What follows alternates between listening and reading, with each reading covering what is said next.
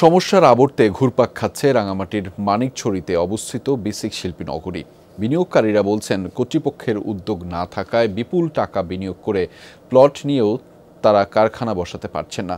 ভাঙাচোরা সড়ক ও বর্ষায় পানি জমে থাকার কারণে মালামাল আনা নেয়া কষ্টকর। তবে কারখানা স্থাপন না করতেই প্লট মালিকরা টাল বাহানা করছে দাবি কর্তৃপক্ষের।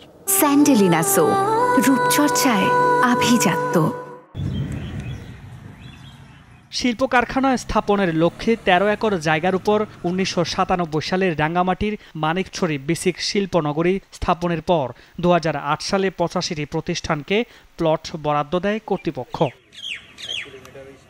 তবে বরাদ্দের ১৬ বছরে মাত্র ১৬টি প্রতিষ্ঠান কারখানা স্থাপন করেছে।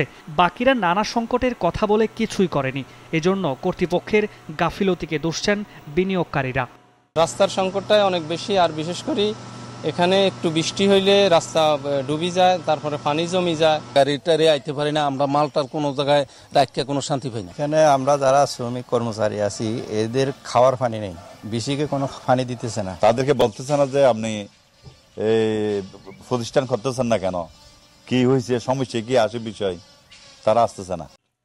সুযোগ সুবিধার অভাবে কথা অস্বীকার করছে বিসিক কর্তৃপক্ষ।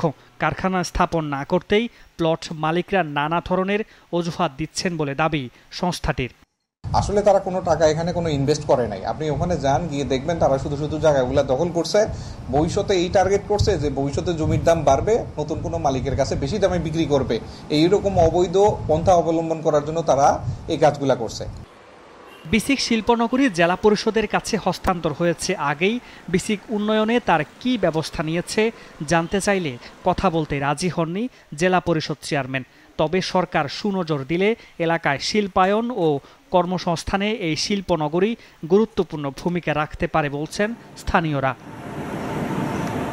মামুনুর রশিদ তৌফি, যমুনা নিউজ।